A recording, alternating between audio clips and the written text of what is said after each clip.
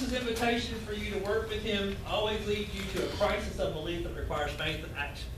Because it's like, are you really want me to do this? I don't know if I can do this. Remember when the Lord came to Moses and he said, hey, I want you to go into Egypt and I want you to talk to Pharaoh and tell him to let my people go.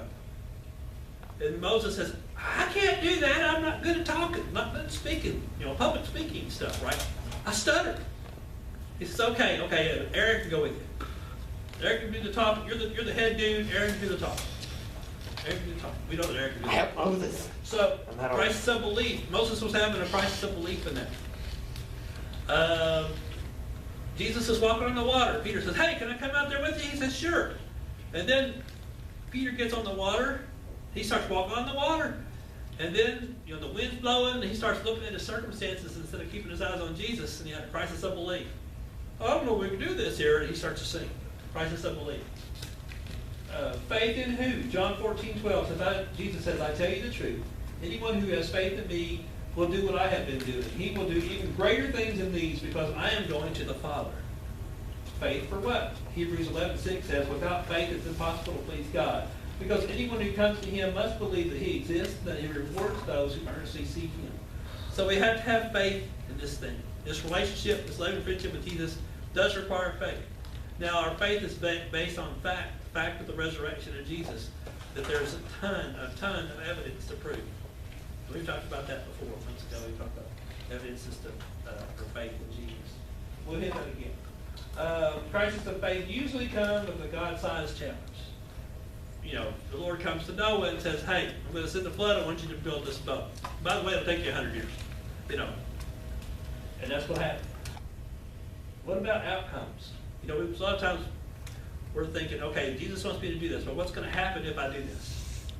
What am I going to give up if I do this? For instance, Jesus says to you, hey, I'm calling you to be a missionary, and I want you to go and live in a foreign land. Oh, but I won't get to be with my family, and I won't get to... No. There's some realities to following Jesus. Sometimes things just don't play out in the storybook fashion, where you get rich and famous, and everything's beautiful, and every day is a lot of fun. But there's meaning, and there's value in it. And something that just hit me today, or maybe yesterday.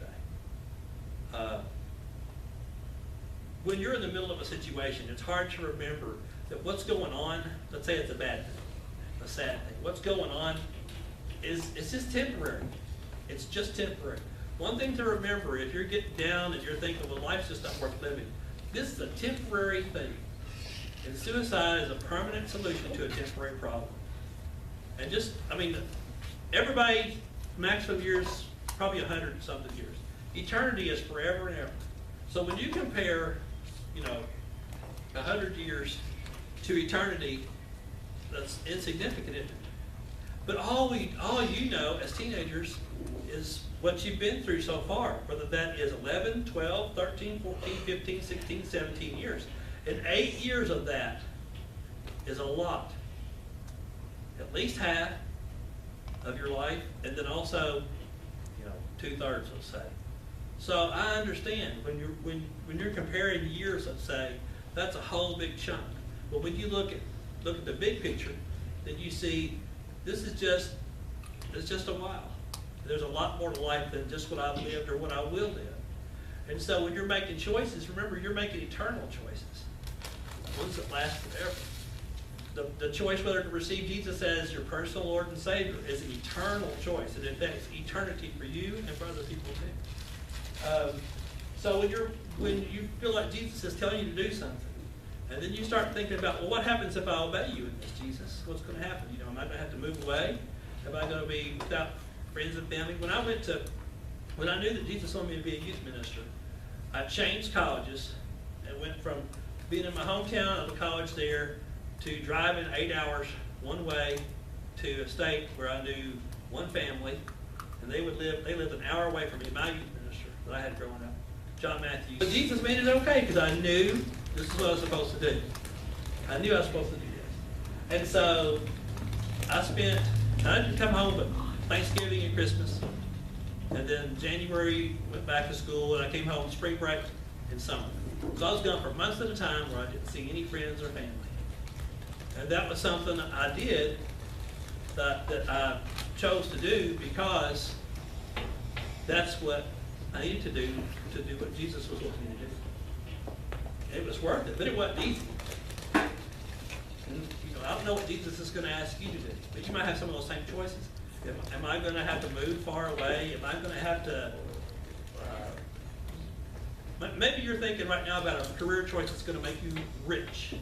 And Jesus says, hey, don't do that. Do this instead, where you're going to make a lot less money. And then all of a sudden, your crisis of belief is, hey, I'm not going to have a brand new car. Or hey, I'm not going to live in a fancy house. And then you're thinking, is it worth it? Am I sure I want to do this? Hebrews 11:32, and what more shall I say? I do not have time to tell about Gideon, Barak, Samson, Jephthah, David, Samuel, the prophets who through faith conquered kingdoms, administered justice, gained what was promised, shut the mouths of lions, quenched the fury of the flames, escaped the edge of the sword, whose weakness was turned to strength, and who became powerful in battle and against foreign armies. Women received back their dead, raised to life again. All these things, those are the great things that happen when people follow the Lord. Look at this next list. This is not the list we want to think about, but it's a true list. Others were tortured because they followed Jesus. They refused to be released so that they might gain a greater resurrection. Some faced jeers and flogging, while others were chained and put in prison. They were stoned, they were sawed in two. Like the magic trick, but for real. Sawed in two. Put to death by the sword. We know that several of the disciples had their heads chopped off. They went about in sheepskins and goatskins. They're destitute, persecuted, mistreated. The world was not worthy of them. They wandered in deserts, John the Baptist, and mountains, and in caves, and in holes in the ground.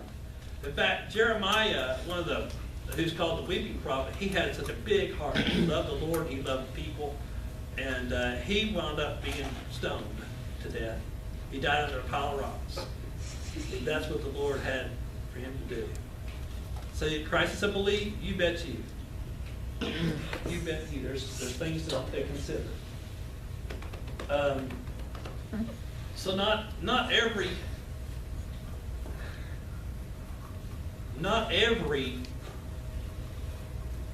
invitation that Jesus gives is going to be something that you're going to be running toward and say, that's awesome. When he told me to be a youth minister, I ran towards it because that was just awesome. I didn't feel worthy or deserving, but I couldn't imagine a better future. And I was right about that. And then through the years, things have changed. And things aren't as easy for me or for my family. But is it worth it? Yes. Yes, it's worth bad days. Just getting to be with you guys is worth bad days. Now the next piece is this. We looked at the crisis of belief. And then you struggle with that crisis of belief. Can Jesus really use me in this way? Or am I willing to give up being a millionaire or whatever it might be? Then you decide, I'm going to make an adjustment. I'm going to adjust my life to fit what Jesus wants.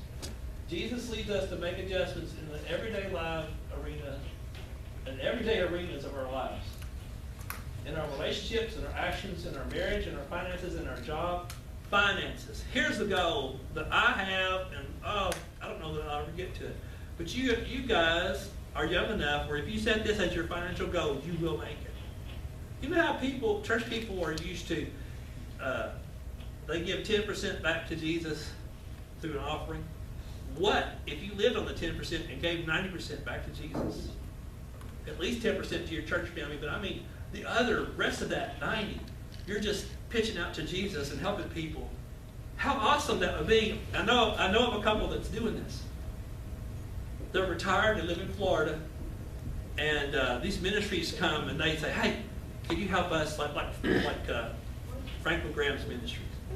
They would talk to them, just different ones.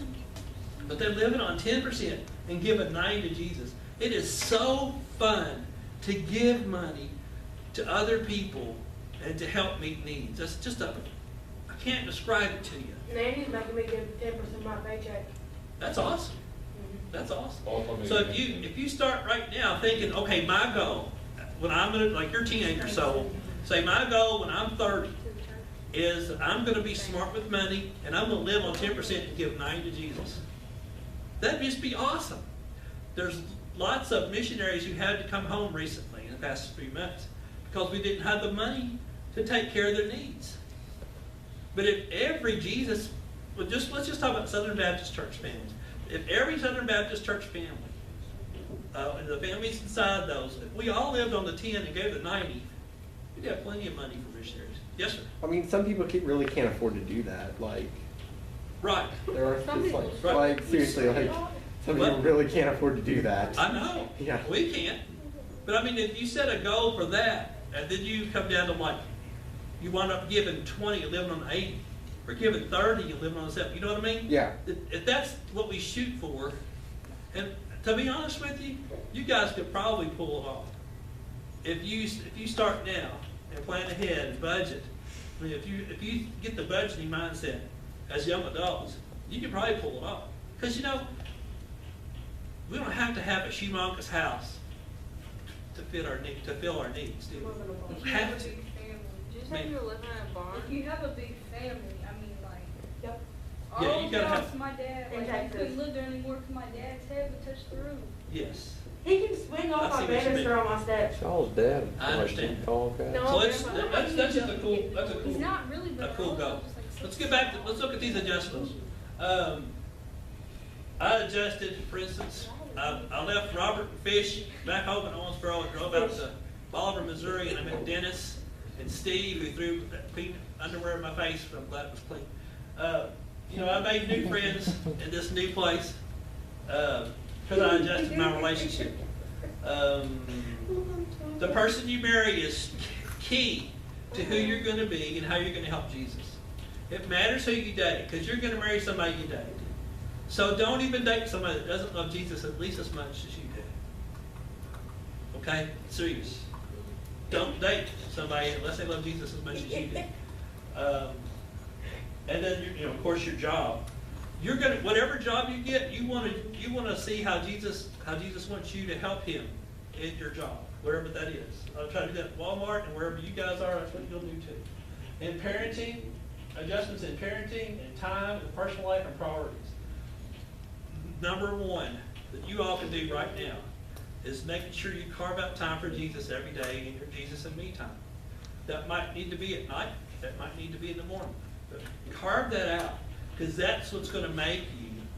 That's what's going to make you that person that you're wanting to be following Jesus. Matthew 4:18. As Jesus was walking beside the Sea of Galilee, he saw two brothers, Simon and Peter, and Simon called Peter, and his brother Andrew. They were casting it into the lake, but they were fishermen. These guys' career was to fish. They went out and fished. They sold the fish. They ate fish.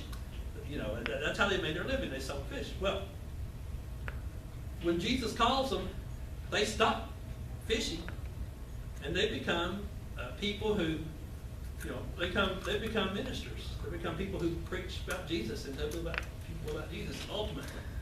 And then to make money, they would fish some. I mean, their priority was, now I'm going to be this Jesus freak who sometimes fishes. Yes, ma'am. Okay. So Jesus said, "Come follow me, I'll make you fishers of men."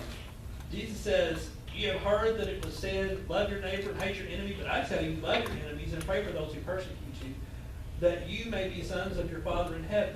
He causes the sun to rise on the evil and the good, and sends rain on the righteous and unrighteous." So the first thing was just adjusting the career. Peter and Andrew went from being fishermen to being fishers of men. And now Jesus is saying, hey, how you treat people. I want you to love people who hate you. I want you to love people who mistreat you. So that's a change. That's an adjustment.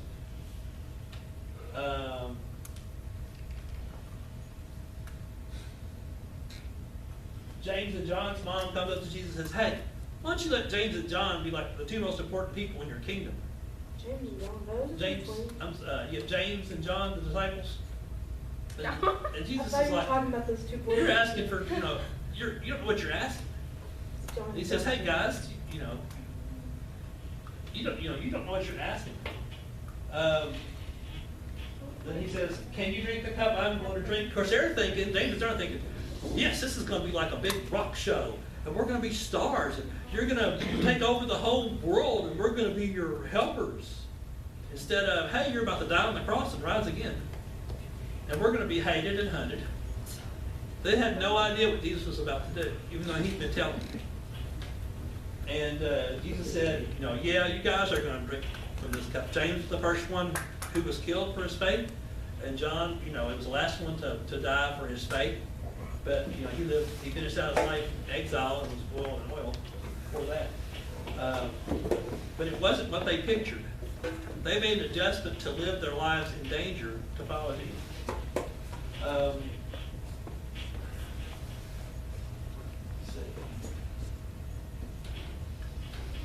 Let's see. This is Paul talking about obedience being costly. Oh, back up. Times of adjustments. You know, obedience is costly. When we follow Jesus, we know that when we obey Jesus, then we experience Him. We really experience Jesus when we obey Him because we get to know Him better, and we see Him at work, and we see what all He's up to. And Paul says, I have worked much harder, been in prison more frequently, been flogged more severely, been exposed to death again and again. 5 times, you know, he'd been beaten with cat o' nine tails 5 times with 39 lashes.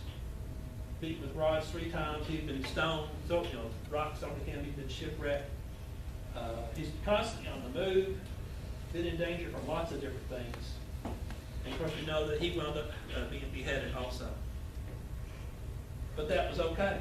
And plus, he had a big load on his shoulder, so to speak, because he cared about all these people who got to know Jesus. He wanted them to know better. But he would say that's all worth it. It's all worth it. Then he said, Paul says, that I may know Jesus and the power of His resurrection, and may share in His sufferings, becoming like Jesus better.